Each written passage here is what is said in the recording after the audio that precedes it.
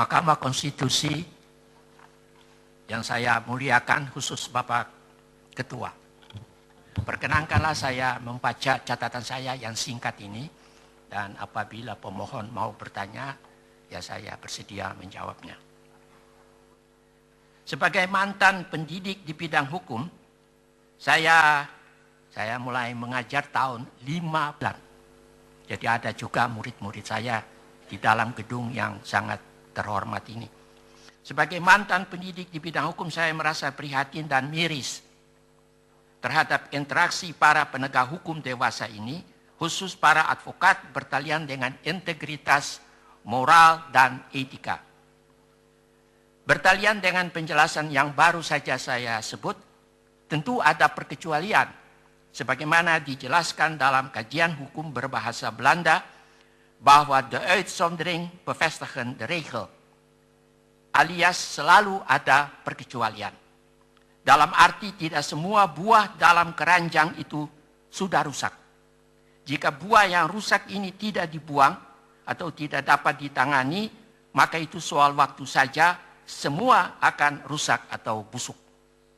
Perkembangan terakhir secara kriminologis atau victimologis dalam beberapa kasus membenarkan hal ini. Fakta secara notor feit dewasa ini membenarkan hal itu. Tidak ada maksud untuk membeberkan atau menyajikan notor feit itu.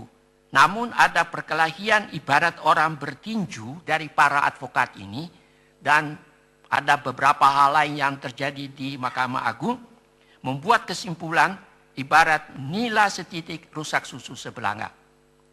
Mendirikan berbagai organisasi advokat semacam Bar Association dengan berbagai nama adalah sah-sah saja kalau merujuk kepada pasal 28 Undang-Undang Dasar 45. Namun jangan dilupakan bahwa organisasi advokat bukanlah LSM, bukan ormas atau partai politik yang bisa muncul tiap kali kalau pemilu hadir.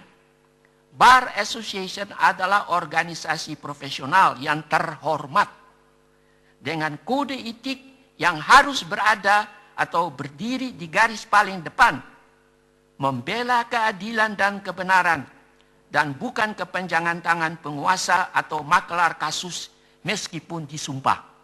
Dalam bahasa hukum disebut beëdigd.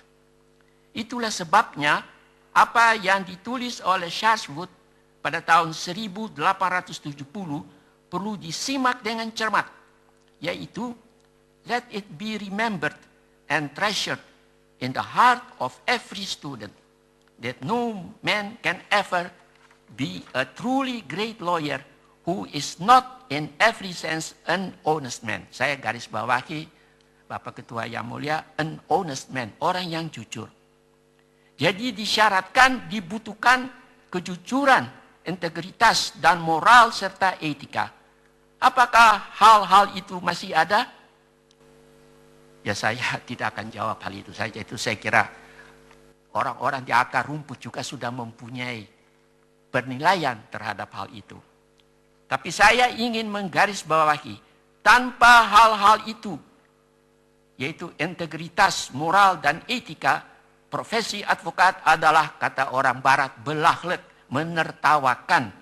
Dan itu berarti pembelaannya dalam menegakkan hukum dan kebenaran adalah Markus, istilah yang kita dengar. Mudah-mudahan tidak ada yang punya anak dinamakan Markus, yang disumpah alias Dr. Jekyll and Mr. Hyde.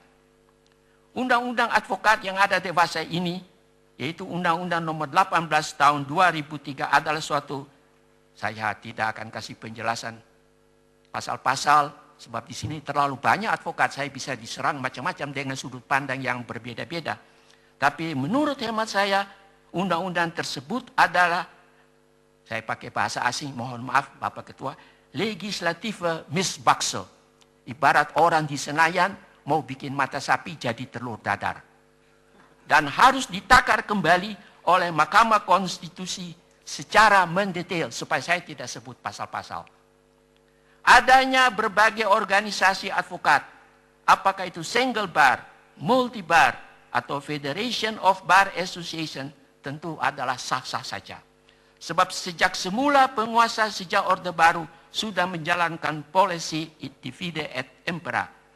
Namun menurut hemat saya, dalam negara dengan proses pembusukan yang menunggu de genadeslah pukulan terakhir akibat KKN dari hulu sampai hilir, maka seyogianya Single Bar Association adalah suatu kondisi sine qua non.